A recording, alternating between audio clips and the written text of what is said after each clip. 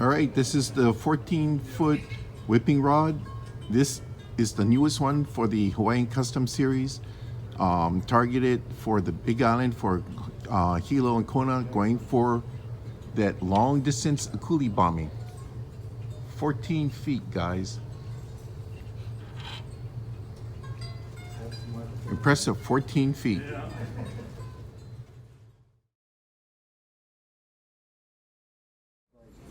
Okay, this is the new Hawaiian Custom rod out. This one here is 14 feet, 12 to 25 pound test line. And look at those stats, half to 1 3/4 ounce. This would be great for getting that whipping jig all the way out beyond the breakers. Aloha guys, Gilbert Chris here. I'd like to introduce you to my longest whipping rod that I use here in Hawaii. It's made by Okuma and it's at 14 feet. And this rod does have some history on why it was designed.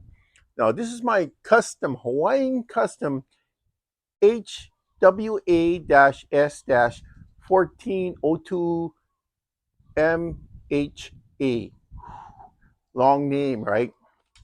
So this one here, the foregrip, which is this section here, 5 inches.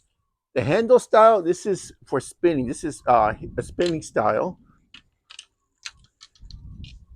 The recommended line weight, when you put a reel on this, is going to be between 12 to 25 pounds. Can be either braid or mono. Recommended lure rate is going to be a half to 1 3/4 ounces. So it gives a good range if you're going to use anything from local style Hawaii is hammer bombs going to a Carolina style with egg leads, or you can go jigs. So the product section is two 50 pieces. So that's 7 feet each section. That's amazing, isn't it? Okay, this is what you call a 50-50 split configuration, in fact. So the total length is 14 feet due to that. So the rod power here is medium heavy. So you can really put some oomph into it when you're casting for distance. Now the rod taper, now this here, let me put this over here. The rod taper is basically the bend, the power in this is medium slash medium fast. So that means the bend here will be closer to the tip. See that? Now, if the bend was throughout the whole rod evenly, that's more of a parabolic reaction. But this one here, the bend is closer to the tip, where it's going to be stiffer in the middle section, but the bend here be over here, and that way you get a lot more boosting. You give a little bit more play to your whatever lure you're going to use, right? So the weight here,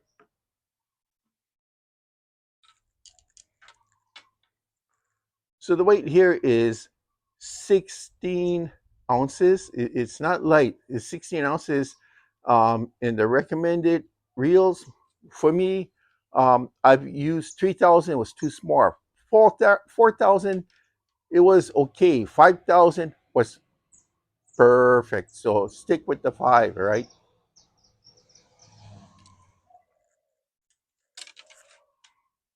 Oh, did I black out? Did something happen here? All right. Oh, so let me tell you the story of how this came to be. Um, Tokunaga is over in the Big Island, is one of the biggest fishing tackle stores in the state of Hawaii, and they came to Okuma with a propositions. They have some of the best fishing grounds, deep water, right up the shore, especially in Hilo and Kona, and they're targeting a coolie. Now let's back up. I'm gonna put a picture here what a coolie looks like. Okay, it's a coolie are scads. They're very very tasty fish. Basically, I used to get them out commercially when I had my boat, shine a bright light in the water. They come up, but you know what? Try to get them from shore. It takes finesse because you got to use really light line, like 4 pounds, sometimes 2 pounds, which will break. Um, it does take a little bit of finessing. I know how to do it. I've been doing it for years. So they want to make a rod this, like this one here, this is what Okuma did. Made a rod long enough so he can cast it out there to where the fish is. Now this 14-footer here, whoo, mama, I can cast this rod. I'm sure just about anybody else who's tried it said, wow. And I'm going to tell you a quick little story here. There was a guy that lives in Kona, a young kid, just out of high school, um, lived in a small little place, and his only job was to go out and catch a coolie every night, and that's all he did. And when he got one of these rods, oh, he was making a couple $100 a night, and he would do this every night, sleep during the day, do this at night. He was making a fortune. This is all cash under the table, selling a coolie to the people in town. So I tell you, you could actually make a living with this rod. So I thought that was kind of a neat thing.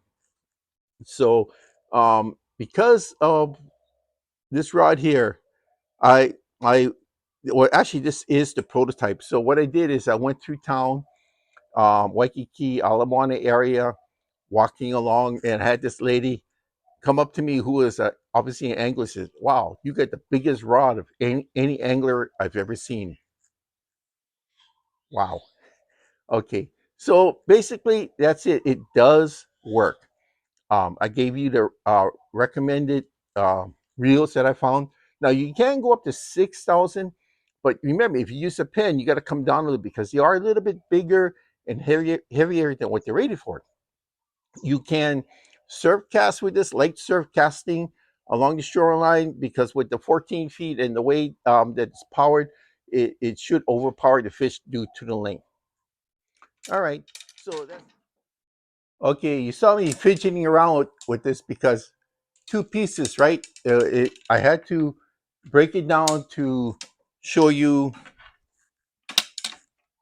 the individual pieces. Like even now with the wires, I mean with the extension cords here and all that, it's in the way.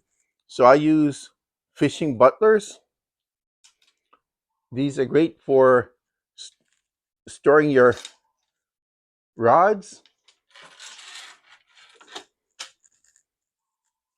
I mean, I turned on so many people because of it. In town, Charlie's Fishing Supply here in Honolulu, Hawaii used to sell this. I'm not sure about now. I've heard that they stopped carrying it.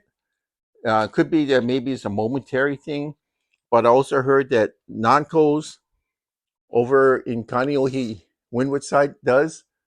But check that, see how, and when the reel's on, when you have more weight on it, look how much better that's going to be to keep your equipment compact.